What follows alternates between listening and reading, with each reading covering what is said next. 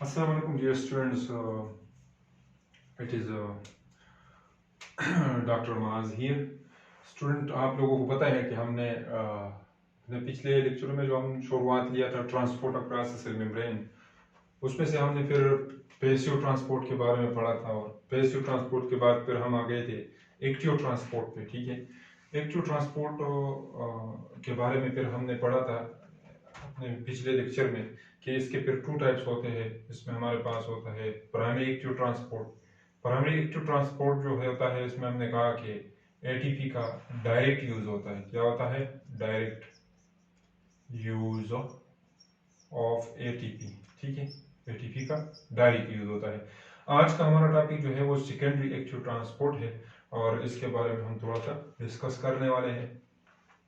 तो आज का टॉपिक हमारा क्या होगा? आज का टॉपिक जो है ये एक्टिव ट्रांसपोर्ट है. एक्टिव ट्रांसपोर्ट के लिए बात ये हो गई कि इसमें ये एक ऐसा टाइप ऑफ ट्रांसपोर्ट होगा सेल मेम्ब्रेन के आर पार कि इसमें मॉलिक्यूल का ट्रांसपोर्ट तो होगा, लेकिन ये क्या होगा, इसमें एटीपी या एनर्जी की खर्च होगी. लेकिन सेकेंडरी एक्टिव ट्रांसपोर्ट में हमारे पास एटीपी डायरेक्टली यूज नहीं होती. No use of ATP directly. ठीक है, डायरेक्टली यूज नहीं होगा. सो इसका मतलब ये होगा कि इनडायरेक्टली एटीपी का क्या होता है? इनडायरेक्टली यूज ऑफ क्या होता है? Use of ATP. ठीक है students, secondary active transport further हमारे पास जो है उसको टू क्लासेस में डिवाइड किया जाता है. उसको हम लिखते हैं, एक सेकेंडरी एक्टिव ट्रांसपोर्ट में हमारे पास एक होता है सिम्पोर्ट. ठीक है, एक क्या होता है? सिम्पोर्ट. ठीक है, सिम्पोर्ट. और दूसरा हमारे पास होता है, उसको कहा जाता है एंटीपोर्ट. ठीक है, ये आपको अभी समझ आ जाएगा. लेकिन इसके लिए इस टॉपिक में मजीद फर्दर डिटेल में जाने से पहले जो है हम पहले ही समझ लें कि सेकेंडरी एक्टिव ट्रांसपोर्ट के बारे में आपने थोड़ा बहुत कि ये एक्टिव ट्रांसपोर्ट का एक टाइप है, लेकिन इसको सेकेंडरी क्यों कहा जाता है कि ये इनडायरेक्ट यूज ऑफ एटीपी करता है. इसका मतलब क्या है? ठीक है, इसको हम मिसालों से समझने की कोशिश करते हैं. ठीक है, और फिर मिसालों से जो है हम इस इम्पोर्ट और इम्पोर्ट को भी अच्छी तरह से जान लेंगे. स्टूडेंट, आपको पता है, हम इसकी सिंपल मिसालें अगर ले लें तो हम जाते हैं अपना डाइजेस्टिव सिस्टम की तरफ. ठीक है, जब हम अपने डाइजेस्टिव सिस्टम की तरफ जाते हैं तो ये हमारा स्टमक हो गया. ठीक है, स्टमक के बाद हमारे पास स्टार्ट होते हैं कि इसको अगर हम जूम कर ले, ठीक है, ये इंटेस्टाइन है स्मॉल. तो ये स्मॉल इंटेस्टाइन के अंदर हमारे पास क्या होता है, यहाँ सॉरी मैं इसको यूँ करता हूँ ताकि आपको अच्छी तरह से समझ आ जाए. ठीक है, इसको फॉर एग्जांपल अभी ये हमारे पास स्मॉल इंटेस्टाइन है, लेकिन इसको अगर माइक्रोस्कोप के थ्रू जो है इसकी माइक्रोस्कोपी करवा दे तो ये यहाँ इस तरह होगा. ठीक है, यहाँ पे हमारे पास सेल्स होते हैं, इसको हम कहते हैं एंटेरोसाइट. ठीक है, ये एंटेरोसाइट है, ये हम सिर्फ एक बनाना काफी है. ठीक है, यहाँ पे फॉर एग्जांपल हम हमारी डाइजेशन जब होती है, फॉर एग्जांपल हम खुराक या जो चीज़ें खाते हैं, ठीक है, तो वो फिर आके इधर ये इसका हम अगर फॉर एग्जांपल ल्यूमन ले लें. ठीक है, ठीक है, इसका क्या ले लें? इसका ल्यूमन ले लें. तो खुराक की तरह जाता है, जैसे हमने कार्बोहाइड्रेट उसमें जो लार्ज मॉलिक्यूल है वो ग्लूकोज में, ठीक है, इस तरह कन्वर्ट हो जाते हैं. फिर अगर प्रोटीन थे तो वो अमीनो एसिड में कन्वर्ट हो जाते हैं, और लिपिड जो है वो ग्लिसरॉल. ठीक है, ये सारी चीज़ें हैं, लेकिन इसकी सिंपल हम ये बताएंगे, ये दोनों हम एक्सप्लेन करेंगे. ठीक है, मैं आपको बताऊंगा और से फिर और कई से एग्जांपल उठा के ले जाएंगे. ठीक है, ये इसका जो है ये एपिथेलियल, अगर ये एंड्रोसाइड एपिथेलियल सेल का अगर आप एग्जांपल ले लें तो इसका इस साइड जो है इसको हम क्या कहते हैं? इसको एपिकल सरफेस कहा जाता है. क्या? एपिकल. और इसको बेजोलेटरल सरफेस भी कहते हैं. ठीक है, ये बेजोलेटरल सरफेस है, ये और साइड जो दूसरे साइड पे है, जो ल्यूमन के साइड है उसका उसको क्या होगा? एपिकल साइड होगा. यहाँ पे आप लोग एक पॉइंट नोट कर ले कि यहाँ पे इस ग्लूकोज को अभी ट्रांसपोर्ट करना चाहिए. इसके ये बेजोलेटरल साइड पे हमारे पास और मतलब होते हैं, एक प्रोटीन होते हैं, इसको हम कहते हैं, इस प्रोटीन का नाम है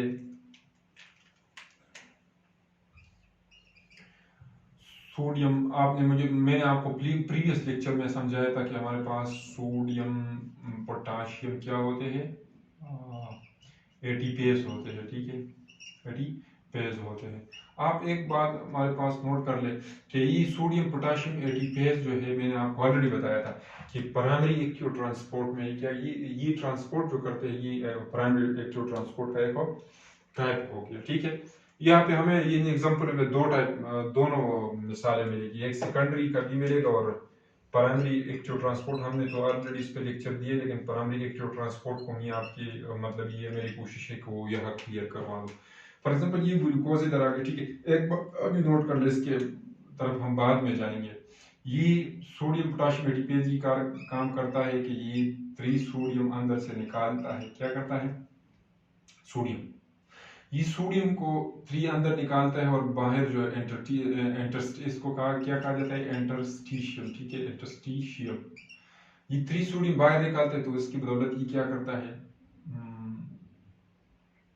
3 सोडियम बाहर आ गए, तो ये इसकी बदौलत 2 पोटाशियम जो है, 2 पोटाशियम वो उसको अंदर ले आता है, ठीक है। ये हमने ऑलरेडी जो है एक्सप्लेन किया हुआ है।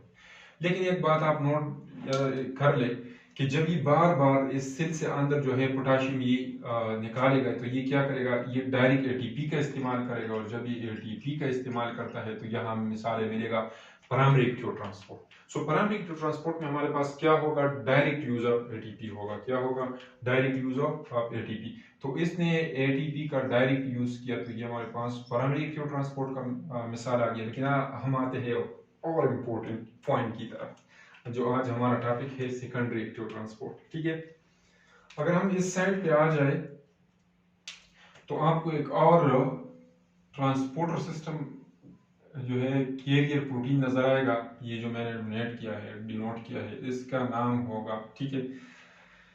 अगर ग्लूकोज के बारे में हम बात करें तो इसको फिर कहा जाता है सोडियम, ठीक है। इस प्रोटीन इसका क्या नाम होगा? इस ट्रांसपोर्टर का इधर लिखते हैं, इसका नाम होगा सोडियम ग्लूकोज। क्या है? सोडियम ग्लूकोज ट्रांसपोर्ट, या इसको हम कहते हैं को ट्रांसपोर्ट, ठीक है, को ट्रांसपोर्ट। ये देख लें, ये क्या करता है? ये जो है ये हमारे साथ यहाँ से ये ग्लूकोज, ये हाँ, मैंने आपको ऑलरेडी बताया कि ये प्राइमरी एक्टिव ट्रांसपोर्ट जब हो जाता है तो इधर हमारे पास सोडियम की मकदार घट जाता है। लेकिन यहाँ जो है सोडियम की मकदार, अगर आपने खुराक मुराक खाया वो उसमें सोडियम भी होगा ना, तो यहाँ सोडियम का मकदार ज्यादा होता है। तो ये माहौल किसने क्रिएट किया? ये इस पंप ने, यानी ये प्राइमरी एक्टिव ट्रांसपोर्टर ने क्या काम किया कि यहाँ जो है सोडियम का मकदार को घटा दिया, कम कर दिया। अब बाहर ज्यादा है, तो ये सोडियम जब अंदर जाएगा, ये सोडियम क्या करेगा? जब ये अंदर जाएगा तो इस पंप के साथ दूसरा खसूसियत ये है कि ये अपने साथ ग्लूकोज को भी लेके जाएगा। तो इसके साथ जब ये इसको मतलब ये है कि ये अपने हाई कंसंट्रेशन से लोअर कंसंट्रेशन की तरफ जाएगा, ये इसको लेके जाएगा। तो दूसरी बात क्या होगी? ये अपने साथ ग्लूकोज को भी लेके जाएगा, इसको फैसिलिटी प्रदान किया। तो इसको हम कहते हैं सोडियम ग्लूकोज को ट्रांसपोर्ट। ये वो अच्छा, इसका दूसरा मिसाल हमें ये इधर भी मिलता है, ठीक है।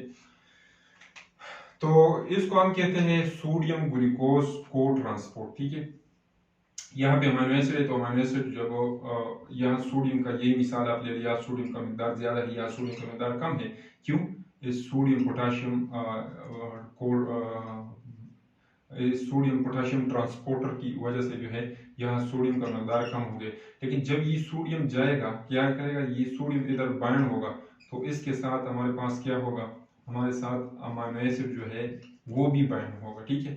तो जब वो एक मॉलिक्यूल जाता है अच्छा, तो देखो सेकेंडरी एक्टिव ट्रांसपोर्ट इसको क्यों कहा जाता है? इसको सेकेंडरी एक्टिव ट्रांसपोर्ट इसलिए कहा जाता है कि डायरेक्ट यूज यहाँ प्राइमरी एक्टिव ट्रांसपोर्ट में जो ये लेटरल सरफेस पे था, ये लेटरल सरफेस पे जो ट्रांसपोर्टर था उसने डायरेक्ट एटीपी का यूज किया। क्या किया? एटीपी का यूज किया। लेकिन उसने एक ऐसा ग्रेडियंट पैदा कर दिया सोडियम के लिए कि यहाँ पे सोडियम को कम कर दिया और यहाँ पे सोडियम ऑलरेडी ज्यादा है। जब ये ग्रेडियंट पैदा हुआ, जब ये सोडियम अपनी अब जो है फैसिलिटेटेड डिफ्यूजन से ये सोडियम जो है अब ये अपने हाई कंसंट्रेशन से जब लोअर कंसंट्रेशन की तरफ जाएंगे तो इसके साथ साथ क्या होगा, इसके साथ साथ जो है ये अमीनो एसिड भी जाएगा और ये ग्लूकोज भी जाएगा। तो ये मतलब ये है कि ये इनडायरेक्ट जो है वो अंदर चले जाते हैं।